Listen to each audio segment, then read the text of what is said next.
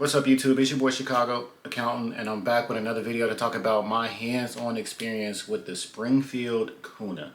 Now, this is one of the most anticipated weapons I've been waiting for all year. It's fairly new, and I get it. It is Springfield's Armory intro into the PCC market, right? And if you clicked on this video, maybe you're just doing your research and you're comparing the Springfield Kuna to other choices that you may see, like the SIG MPX or the CZ Scorpio, which is one of the first PCCs that I've known of. But this video is about the Springfield Kuna. I have had a chance to take it to the range, rent it, put multiple magazines through it, and I can say that I had an absolute blast with this. So I will give you some pros and some cons about the Springfield Kuna from my standpoint, but I will always encourage you to go out to whatever your local store is and just get a feel for it yourself. So my first pro with the Springfield Kuna is the weight. I don't know why, but for some reason I really thought that this weapon was going to be a little bit heavier than I expected, but it was fairly light. It is super customizable. You got the M-lock rail. You do have flip up iron sights if you need to.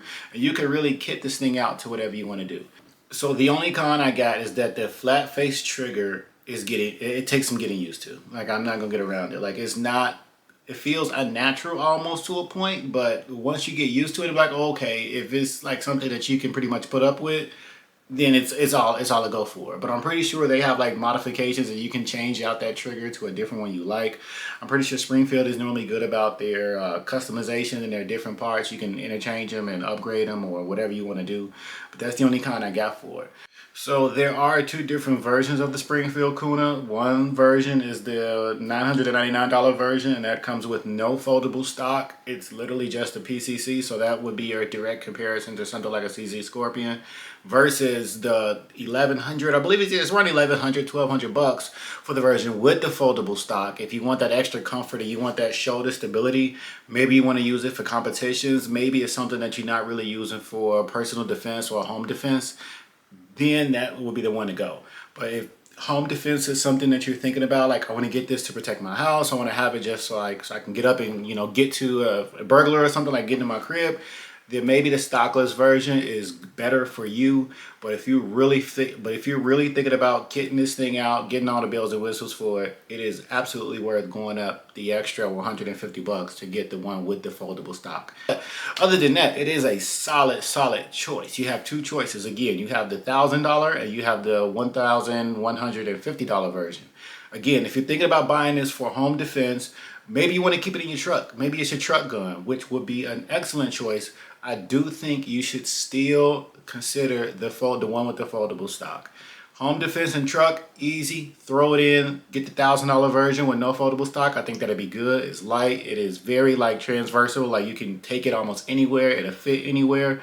That is a good selling point of it. But if you're thinking about taking it like, hey, this is going to be my long-term investment, I want to compete with it, I want to kit it out, I want to use it for every single scenario I could possibly do. And that's if I'm, if I'm in a home defense situation, or I'm out just at the range, or I'm out competing in a competition with PCCs, pistol carbines. But other than that, my final verdict of it is that the Springfield Kuna did not disappoint, not one bit. It is absolutely worth it.